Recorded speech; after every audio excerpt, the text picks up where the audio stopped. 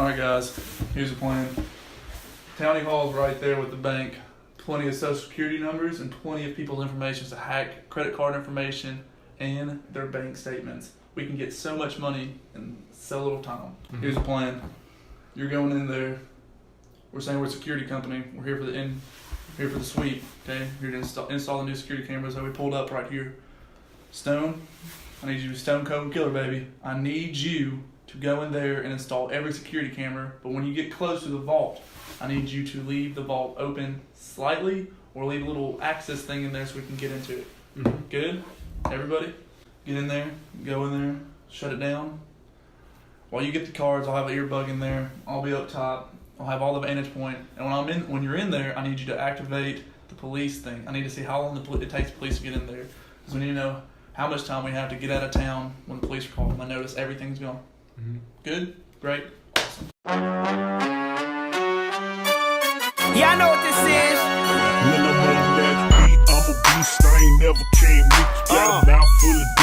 Hello, and I bet if you're wondering about the Dr. Conrad question I mentioned earlier, let these professional bankers share some knowledge with you before we return to the fraud squad. Looking at this, the first question is, who's the best person in Dr. Conrad's office to reconcile the bank statement? And actually, I would say an outside person is the best person to reconcile a bank statement, having your accountant take a look at it rather than somebody in the office. Depending on how they update the patient's account, it should show up in an audit. When checks are made payable to a business, they must go into the account of a business, and we don't cash checks payable to businesses. So unless it's payable to the doctor individually, even then it shouldn't be cashed by anybody except the doctor.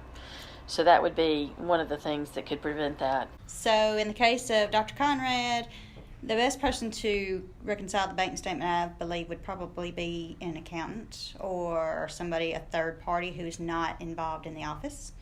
The bank reconciliation, I'm not sure that that's actually going to uncover the fraud because they are taking checks that are made payable to the doctor and cashing them at the bank. So that's not being deposited into the account. So reconciliation is not going to help that. The procedures to detect this type of fraud, again, an external auditor would help that.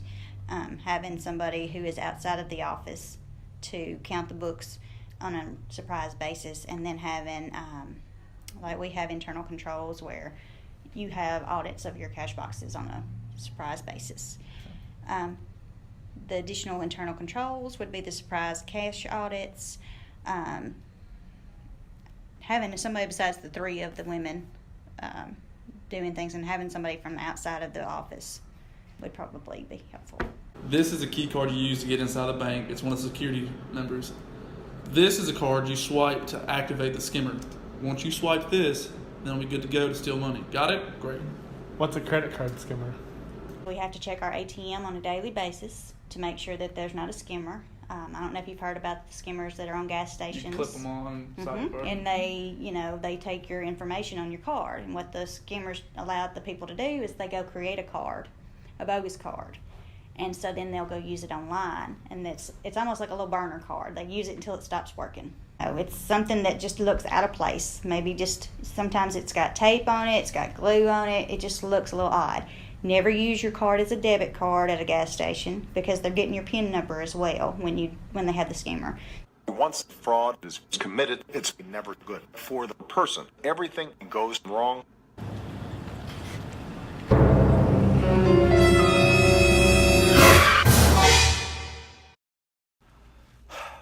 It's tragic, man. He's a good guy. What's even worse, his wife was pregnant. I don't know what we're going to do, Stone. It's just me and you now.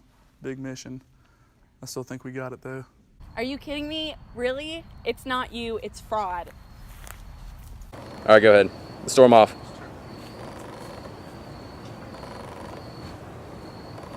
Fraud! Mr. Sawyers, I regret to inform you that you have stage 13 fraud cancer. Hey man. So I went to go check on Spot this afternoon, and he dug a hole and got out and got trucked by an 18-wheeler. What? Yeah. But I put him in a bag and left him on your back porch, and I brought you a flower to make you feel better. Just kidding. Fraud! And just when he thought his day couldn't get any worse,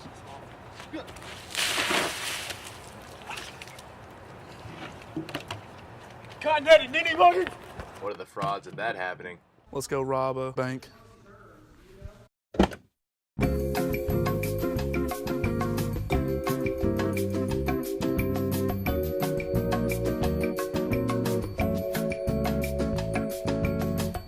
So have you ever been robbed, like I on have never movies? been robbed. Never been robbed? Not in 32 years.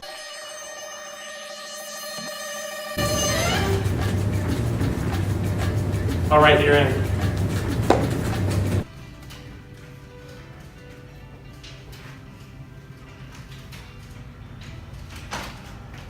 Hi, how are you today?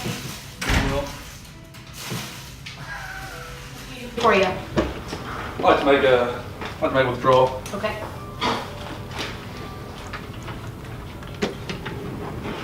I'll be right back.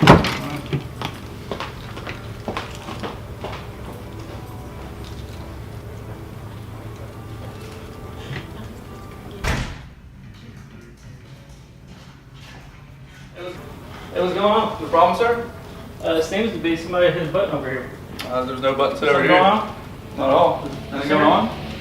Something going on? I don't take anything. In my experience, they are always caught. So, I mean, eventually you're going to get nailed. Put your hands on top of your head, interlace your fingers. Spread your feet. Spread your feet. Spread your feet.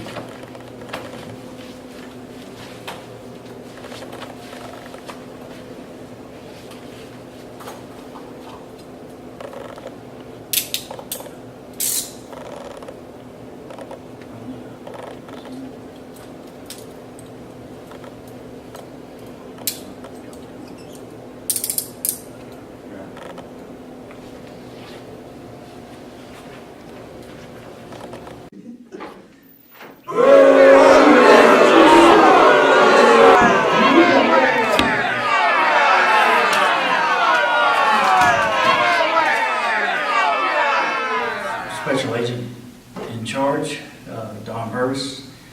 We've got the subject in custody. After several years of investigations, does anyone have any questions? If you'll raise your hand, I'll call them. I have a question. Yes, sir. Why, why would you do fraud? Make money, man. It's easy. How did you do it? That's what I'm. It's easy. Fraud's committed every day. People with credit card skimmers. Well, why'd you do it with my money? Why couldn't you use your money? I didn't have Why any. couldn't you use your kids' money? Don't have kids. Why couldn't you use other Wife kids' actually money? died. That's unfortunate. Sorry. Can you think about all the people that you've done affected around you with what you have done? Probably 17 companies, about 400 something people, 3 dogs, a fish, Shame. Don't forget about the crab. and the crab. Bless your soul, Satan's got his hands clasped on you. So how did the fraud squad affect you? Well, that bunch of hooligans, they made me lose $250,000.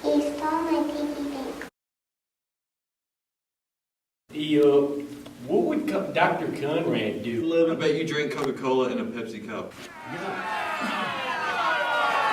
Get out of here,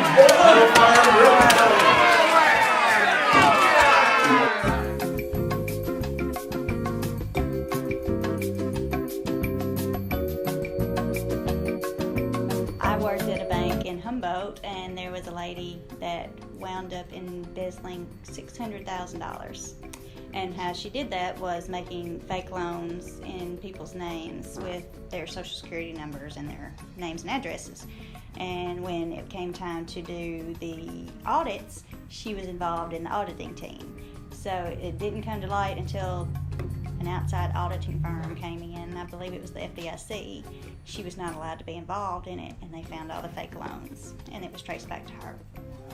Lottery schemes where people are told that they can, if there's, let's say you're selling something on Craigslist and you're selling a car, and the person contacts you and says, I want to buy your car, but I want to give you extra money. So I'm going to send you a check for $4,000, even though you only want $2,500 for your car. I want you to send me back the difference, and then, or I only want you to send me back $500, whatever it is. We're going to send you more than you want. You send us some back, and then you get to keep the difference. We're going to give you more than you want for the car. And then they constantly call and call and call to people. They want them to wire the money back to them immediately after they deposit the check. So that check that they are depositing is a fraudulent check. And hopefully the scammer is wanting them to give the money to them before the bank receives notification that it's a counterfeit or fraudulent check. So when that happens, the customer is actually liable for the transaction, and so they owe the money back to the bank. One of the things that somebody did was they were in charge of the ATM machine, and the ATM machine was out $2,000. Well, lo and behold, he had to deposit a cash deposit into his account for $2,000, and it didn't take a rocket scientist to figure that one out. He did a little time. That's generally, they think that they can slide a little money out here and there, and there's so many controls that it's going to come up. It's just going to pop up. So there's really no way out of fraud. There's no way of committing a perfect fraud. So would you give us a Bible verse that would, correlate to all this as an either ethical dilemma or fraud? You can think of one. If you don't, then it's fine. Well, thou shalt not steal. That's Number one. Well, fraud, the only other thing I could think of would be render unto Caesar what is Caesar's. Okay. And, by that verse, if you owe us money, it's ethically and biblically, you should repay a debt that you owe. So, just, if you ever go to the bank and you're unsure about what you have, find somebody and ask a question, because the bank has ways that they can try to verify the check. We can, do some digging for you. You can always find somebody who's willing to take the extra time to research it and look at it with you. More times than not, if you have a letter with the check, you're going to see misspellings, or you're going to see things with the check. It's going to have different fonts. Something's going to be misspelled. Just little irregularities that the people at the bank, if they're looking at it, should be able to show you. And then don't be afraid to get the police involved, because, it's a serious thing. It is. It's you can lose a lot. Yep. Well, I think if we have no other questions, that's all. We thank you very much. You're for very listening. welcome. Thank you.